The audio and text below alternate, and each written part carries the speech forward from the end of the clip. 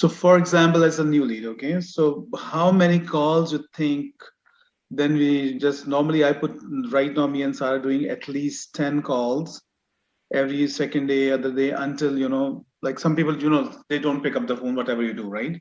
Right. So what stage, like 10 is okay or less is okay to stop them and put it for, maybe for the quarterly or whatever? Sure.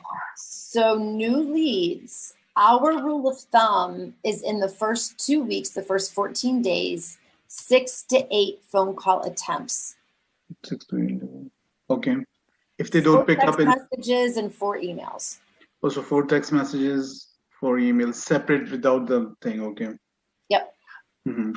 So that's in the first 14 days. So we're heavier in our attempts in the first 2 weeks. Okay. Then after the 2 weeks, it's just once a week. As long as they're actively engaged, opening the emails and looking at the alert or looking at the home search alerts. Okay. And what you suggest for the text message, short lines are good. Text message, did you get my email about the list of homes that we sent you? Or we can also do some offers, what we are doing some cashback offers. Can we put that offer also? If you're allowed to, you can do that. I don't like to do that out of the gate because they don't care if you have an offer if they're not interested, if they're just looking. Because those first couple of weeks, it's imperative to find out where they are in the process. We can give and give and give. I can say, Nasir, I have the best amazing cake that you are going to just drool over, but you're a diabetic and you can't eat sugar, right? So we don't want to offer or give anything until we know their needs. We don't want to sell steak to a vegetarian. So the most important thing in those first 2 weeks is finding out where they are in the process, their time frame, their motivation, their urgency.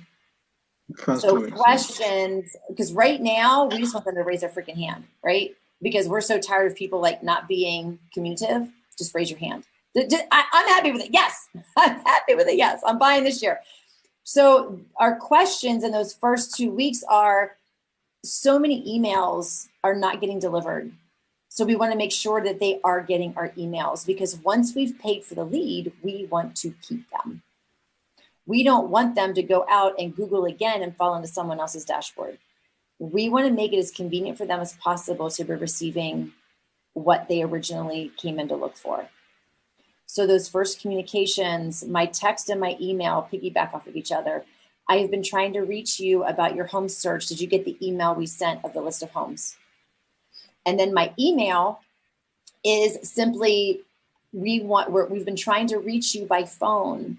When is the best time to reach you? And then I have another email in there that says something to the fact of, I know weeks can be hectic. Are weekends better for you, for us to call?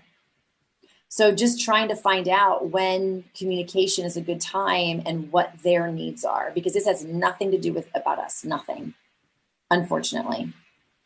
We know we're great at what we do. We know we want to make a sale. We know we're hungry, but it has nothing to do with us. It has everything to do with finding out where they are in the process and when we're going to fit into their life.